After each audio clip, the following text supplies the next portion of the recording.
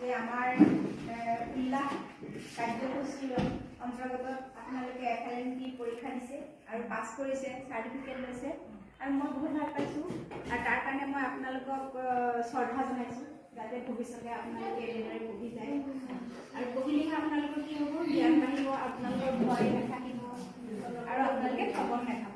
গতিকে আপোনালোকে আকৌ আৰু পঢ়িব। আমাৰ কিতাপখনত এইখন কিতাপ হয়, আপোনালোকে দেখিছে এই কিতাপখনত আৰু বহুত বস্তু আছে। গতিকে এইবিলাক আপোনালোকে পঢ়িব, পঢ়িলে আপোনালোকে আৰু শিকিব পাৰিব। হয়, এতিয়া আমি আলোচনা কৰিম। আমি যিহেতু পৰীক্ষা দিলে আপোনালোকে পাছ কৰিলে, গতিকে পৰীক্ষাত আমি কুৱেশ্যন পেপাৰখন এনেকুৱা ধৰণৰ আছিলে, দেখিছে নহয় কুৱেশ্যন পেপাৰখন। ইয়াতে কিছুমান ছবি দিয়া আছে, ছবিৰ লগত আখৰা আছে, মিলাবলৈ দিছে, কিছুমান লিখিব দিছে, হয়নে? আকৌ কিছুমান সংখ্যাও আছে, আছে নাই? এতিয়া সেই যে তিনিটা আছে, পঠন, লিখন আৰু সংখ্যা, এই গোটেইকেইটাৰ ভিতৰত আপোনালোকক মই জানিব বিচাৰিম যে আপোনালোকে কোনটো বেছি লাভ হৈছে। এতিয়া দাদা আপুনি কওকচোন, আপুনি কোনটো ইয়াৰ বেছি ভাল পাইছে? পঠনটো ভাল পালে, লিখনটো ভাল পালে নে সংখ্যা জ্ঞানটো? লিখাটো ভাল পাইছোঁ। লিখাটো আৰু সংখ্যাটো সংখ্যাটো ভাল পাইছোঁ।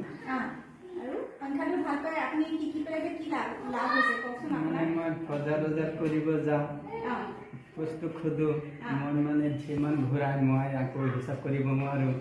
হিচাপ কৰোঁতে যাওঁ, আকৌ উল্টি যাওঁ, ইয়াত তাতে মই ভুল হৈ গ'ল নহয় ইয়াত। আকৌ যে মইতো বজাৰ কৰিলে কি যে আলু কিনিছোঁ, হ'ল 16 টকা, আপুনি লৈ ল'লে 30 টকা, সেই পইচাটো ঘূৰাই দিয়ক, পিছত আঙুলি দি আহি হিচাপ কৰোঁ মই। এতিয়া পৰা হৈছে। হয় হয়, আপুনি এতিয়া পঢ়ি পেলাই বেছি ভাল পাইছে হিচাপ নিকাচ কৰি। মানে আমি এইটো বুজিছোঁ যে আমি পঢ়ি পেলাই আমি খবৰ নোখোৱাকৈ আমি হিচাপ কৰিব পাৰিছোঁ। এক্সাম দি পেলাই আপুনি পাছ হৈছে, আপোনাক এই এক্সামটো দিবলৈ আপোনাক পঢ়িবলৈ কোনে উৎসাহিত কৰিছিলে?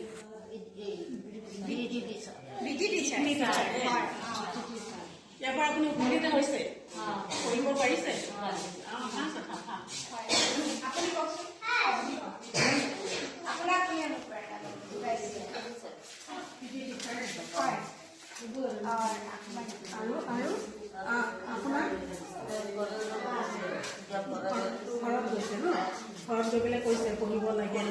আচ্ছা, এফালে বা উল্লাসৰ জৰিয়তে যে আপোনালোকে উপকৃত হ'ব, পঢ়িব লাগে, এই কথাবিলাক শিকি বিচাৰি কৈছে ন? পৰীক্ষা দিছে, উপকৃত হৈছে ন? এতিয়া আমি গম পাইছোঁ যে আপোনালোকে পঢ়িবলৈ আহিলে।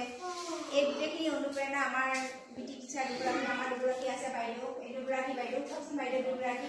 হয়, আপুনি পিটি টিচাৰ আমি এই বাইদেউ দুগৰাকীৰ অশেষ যত্ন আৰু কষ্টৰ কাৰণে আমাৰ এই উল্লাসৰ আমাৰ কেন্দ্ৰটো চলিছে। আপোনালোকক শিক্ষা প্ৰদান কৰা হৈছে আৰু আপোনালোকক জীৱনৰ পোহৰ দেখুওৱা হৈছে আৰু বাইদেউ দুগৰাকীয়ে বিনা বেতনত কোনো ধৰণৰ পইচা নোলোৱাকৈ